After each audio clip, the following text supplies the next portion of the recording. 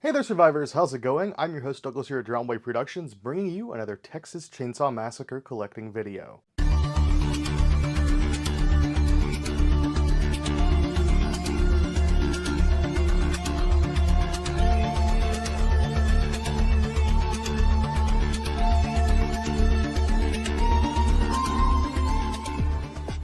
Yes, this is going to be another Trick or Treat Studios mask review. Unfortunately, I don't have enough product ordered this year to do a full 31 days of Trick or Treat event like last year. I know, huge disappointment, and there's tons of new stuff coming out too, but we still do have some really awesome products to take a look at this year, and we're going to start off with something that isn't necessarily new, and I think I technically have reviewed this forever ago, but I took a look at the original version of this, and it has now been brought back. It's a bit different from the original, and we're actually going to be taking a look at the original and the new version of the mask. So without further ado, let's go ahead and dive right in. And I will say I do plan to review other versions of the Leatherface mask this year, but today we're going to go ahead and start it off strong with the Pretty Woman mask.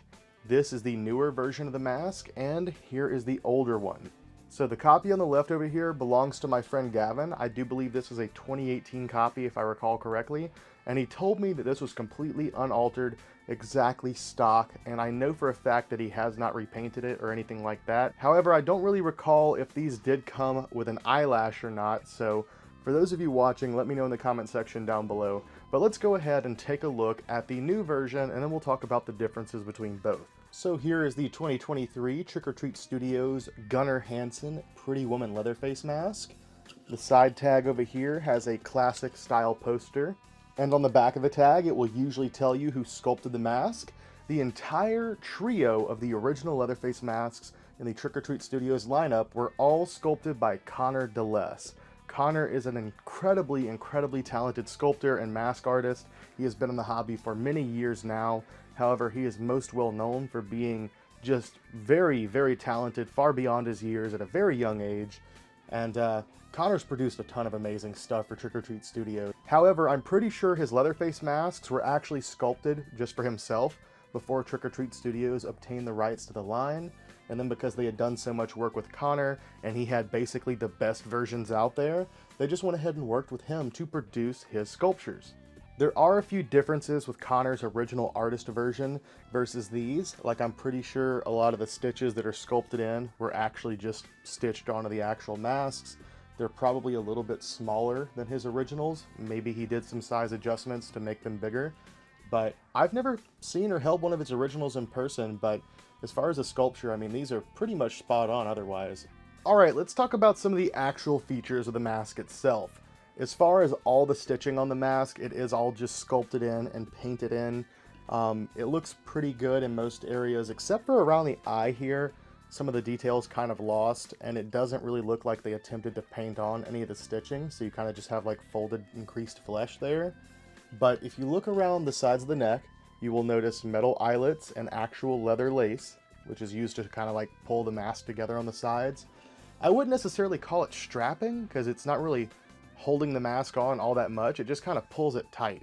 But the leather lace is a nice touch. I have no clue if this is vegan leather or normal leather, or if it really matters to most people that are collecting a Leatherface mask, but I guess it's at least worthy to note.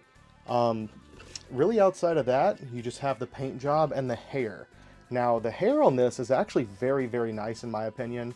A lot of people don't like punched in hair, or rooted hair as it's called, which is kind of like a doll's hair. Many people prefer it just to be glued on so it can be pulled off and put back on easy.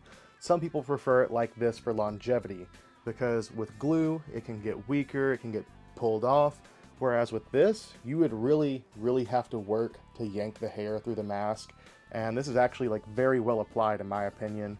So really no need to do any adjustments to the hair. If you really wanted to be picky, you could kind of pull off some of the hair and punch it in around the hairline to give it a bit more of like a realistic human hairline, but outside of that, in my opinion, it looks very nice. And the length of the hair, how curly it is, the way it's styled, looks really good in my opinion. And this is a nice full head of hair. It's not really bald. If you actually pull the hair apart and look like how they've laid it in lines, it's pretty full. It's not too spaced out. So then we just have the face paint to talk about.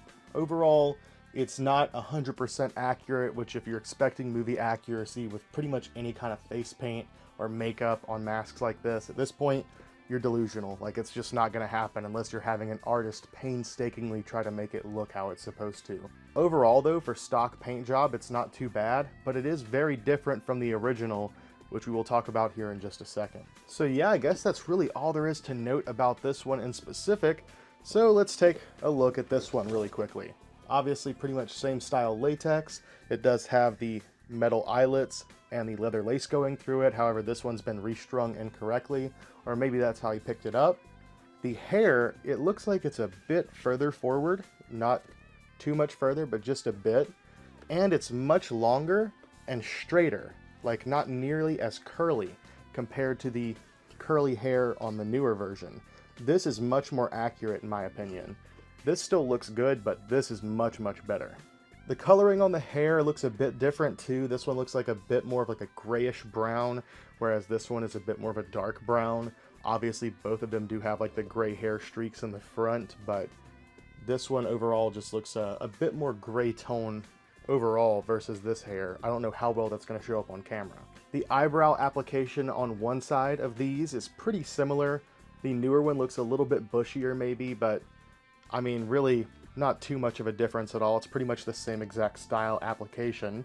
Then this one does have the one eyelash. I'm not sure if that came stock. I'm almost certain that it didn't, and possibly my friend forgot adding it, but regardless, it is a very nice little addition there if you guys have some fake press-on eyelashes.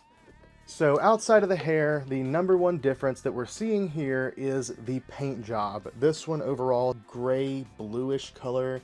A lot more like exaggerated pink on the cheeks, blue around the eyes. Whereas with the newer paint job, I guess it's more of like a beige grayish flesh tone, whereas this is more of like a bluish gray. You can obviously see it side by side. The makeup is nowhere near as heavily applied. In fact, the pink is almost non-existent on the cheeks of the new one. The blue is also super, super faint versus the older version where it's very noticeable. The red on the mouth here is a pretty opaque, like darker red, whereas this one's more of like a real red. And both of them have this kind of shiny, pearlescent finish to them, but this one, it looks like it was added before the red lipstick was done, and this one looks like it was done afterwards. Overall, both of them look very good. I don't know which one I would prefer paint job wise because I like both of them quite a bit. I kind of like the exaggerated look on this one, but with this one not being so exaggerated, it does leave room for you to actually add more makeup yourself if you want to make it a bit darker, or if you like it lighter like this, you can leave it just so. Now, for those of you who don't know, the original masks were created by Robert Burns, and they were made with fiberglass and latex, and they look very, very crispy today. These are made with just latex. Obviously, you're not going to get a fiberglass latex replica mass manufactured. But as far as it being a Pretty Woman mask mass manufactured, there haven't been too many, and the ones that have been done previously, in my opinion, are very, very lackluster. I always try to read the write-up from the Trick or Treat Studios website when I do these reviews now, so let's go ahead and take a look at that. The Texas Chainsaw Massacre 1974 Leatherface Pretty Woman Mask for $59.99. Sculpted by Connor DeLess, this mask is based on the final reel of the 1974 horror classic The Texas Chainsaw Massacre, when Leatherface chases Sally just before she escapes in the bed of the truck. Every detail of Leatherface is captured in this amazing latex mask. So get yourself the official Leatherface 1974 Pretty Women, is what it says. Pretty sure you meant Pretty Woman. Mask and stalk your neighborhood this Halloween night. So yeah, there you go. For $59.99, you absolutely cannot beat this. Considering I think Connor's copies, if you could find someone to sell them to you, were going for like $500-600 plus each. To get these for $60 is absolutely insane. To be honest, getting pretty much any deluxe latex mask like this with hair, and especially this much of it, for $60 is a great deal.